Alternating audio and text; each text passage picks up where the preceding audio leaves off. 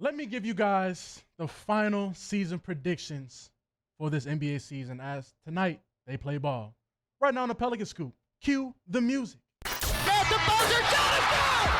is the Pelican Scoop with Jordan Kitchens, breaking down everything under the sun about your New Orleans Pelicans. Smash that like button, leave a comment, and subscribe to stay on top of your Pels content. Now, running point, here's Jordan. What is good, everybody? On this beautiful Tuesday, we are fired up today on the Pelican Scoop. I am your host with the most, Jordan Kitchens, and I'm back again with another episode. Like I said, the Pelican Scoop. I'm just so excited. I'm just saying the same thing over and over again, guys. It's the NBA is here. The NBA plays tonight. So it's only right that I give my final season predictions. It's only right. And before we get into that, like, comment, subscribe, hit the notification, because, we locked in, baby. The season is here. We don't give nothing but the best Pelicans content. And on my last video, the video before that, because Trey just got signed, so that was the last video. But my last video last week, I basically said, what do you guys think a successful season look like for the Pelicans? And I got some comments back, so I want to acknowledge those right now. And right now at Lil Swole Jr. 504, my boy Deaky, he says they need to make the second round, actually having a vision for a real lineup too.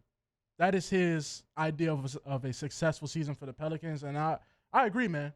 They have to make a second round. As you heard in the video, I said, they have to make the second round. You cannot just be another one and done. You cannot be in the play-in. No. That's not, no. So most definitely have to make the second round, and having a vision for a real lineup, I'm sorry to break the news to you, but that's just, I don't know, man. We are currently less than 48 hours away from tip-off, and nobody knows. Nobody knows what it's going to look like. Nobody has any idea. What if I had to be a betting man and to give a very educated guess, they play the Chicago Bulls. The Bulls have Nikola Vucevic at center, so I'm going to assume they'll probably come out there with Daniel Tice at the 5, Zion, B.I., Herb. Ooh. I just thought of something. I forgot. We have DeJounte Murray now. It's C.J. McCollum. Oh, wow. Ooh, wow. That just kind of bit me in the behind. Okay. So if I had to be a C.J. off the bench. Hey, I'm betting, man. C.J. off the bench. I'm going right now. C.J. off the bench. So DeJounte at the 1, Herb at the 2, B.I. at the 3, Zion at the 4, Daniel Tice at the 5. That is my prediction for the opening lineup tomorrow. So to answer your question, Deaky, I think that would be the real lineup. I mean, hey, put your money on me. And then my next comment from the original Don Guillory, he says, top 6, 50-plus wins, Zion, all NBA. That is his idea for a successful season for the New Orleans Pelicans.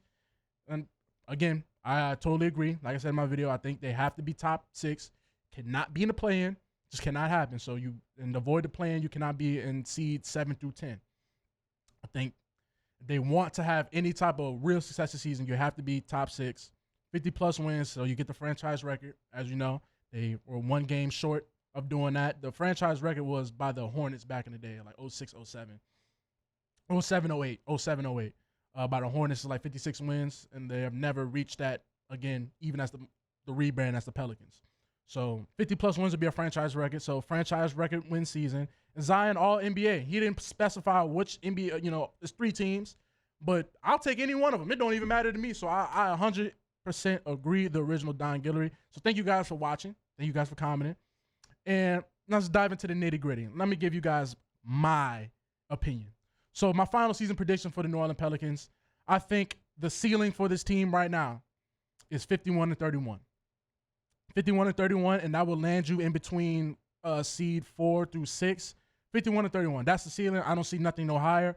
I don't see a 60-win season.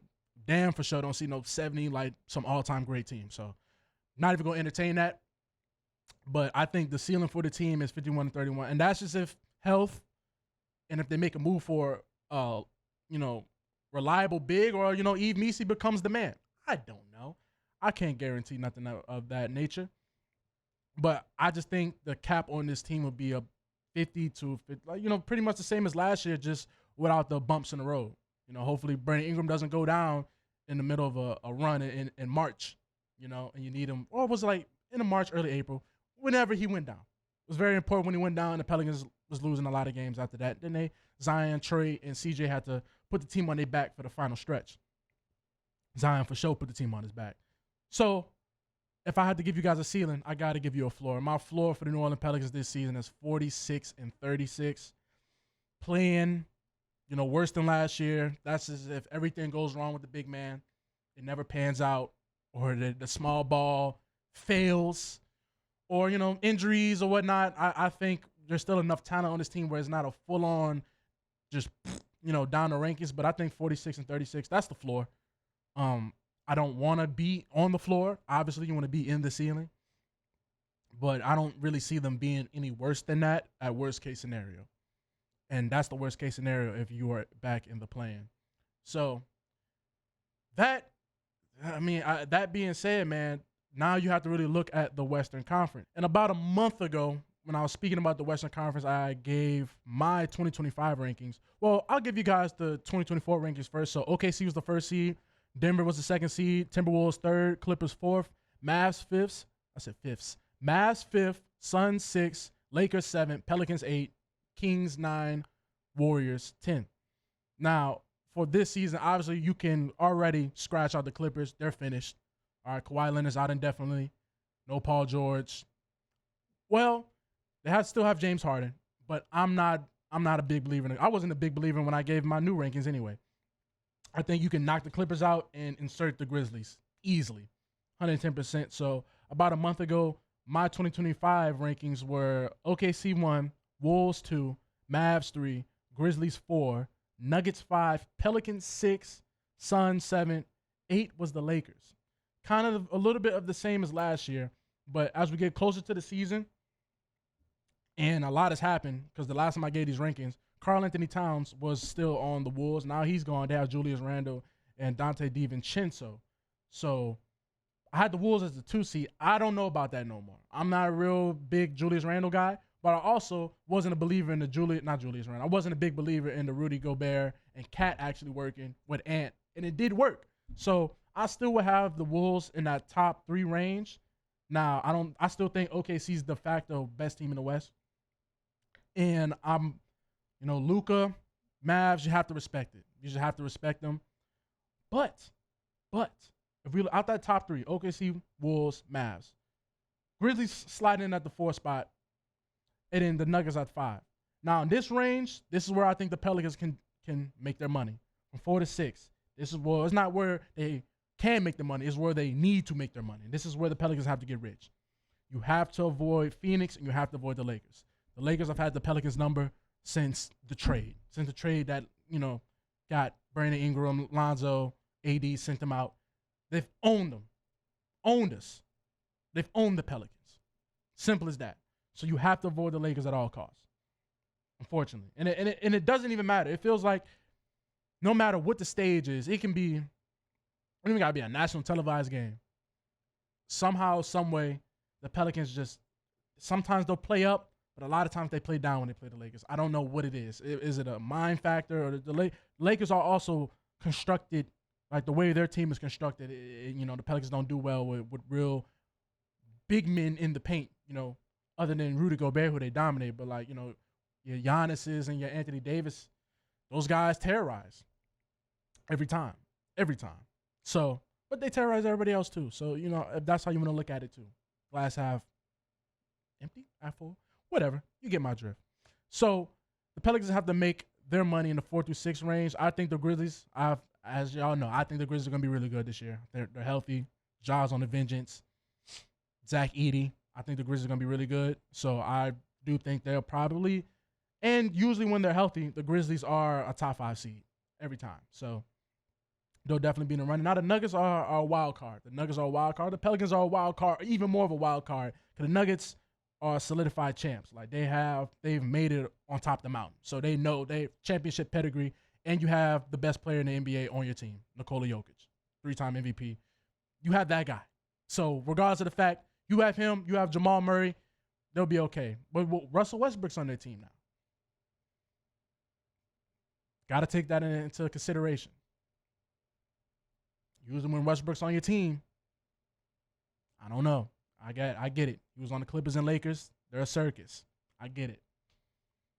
I'm just saying. I'm a Westbrook guy. You know, I grew up a Westbrook guy. But nowadays, when Westbrook's on your team, it's kind of a... Anyways. Now, moving past 6, because I got the Nuggets at 5, Pelicans at 6. Suns and the Lakers. Now, say what you want about the Lakers. Say what you want about the Suns. They still have all-time greats on the team. Regardless of the fact, they still have Devin Booker, they still have Kevin Durant, they still got LeBron James, still got Anthony Davis. Have to respect them regardless. I don't think they have the depth necessarily, especially with this Bronny situation. I don't know what is going on with the Lakers, with Bronny, how all that situation might play out. But, I mean, they still got LeBron, so you got to respect them. And the Suns, I mean, KD and Book, you've seen them in the Olympics. They will be very formidable. And then, you know, moving forward, you probably put the Kings and the Warriors, Houston for sure, Spurs, whatever, We'll see. I'll let that play out. These are just my solidified, I think, who are the best 8 in the Western Conference. So I think the Pelicans, they have to make the money between 4 through 6. And I told you the guys that the teams that they're going to need to see, they're going to have to see. So if I had to give you guys my final season prediction of like who I think will be in the NBA championship right now in October. Keep in mind it's October. So I'll definitely revisit this clip and bring it back probably when the actual championship has or leading up into the playoffs. So right now in October, I'm declaring my declaration, my mark in the sand. My NBA finals coming out the East. I mean, how can I not say the Celtics? I think the Celtics. It's hard to say that because I hate the Celtics, but I think the Celtics will definitely run it back. They are definitely the deepest team. I like their coach.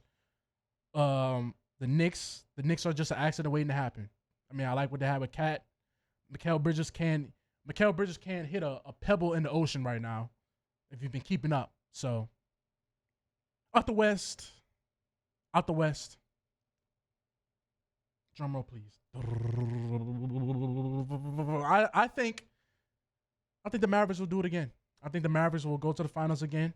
It's crazy. I'm basically saying they're gonna run the same thing back like the Cavs and the Warriors back in the day, but I think they'll run it back, and I think the Mavericks will get them this time.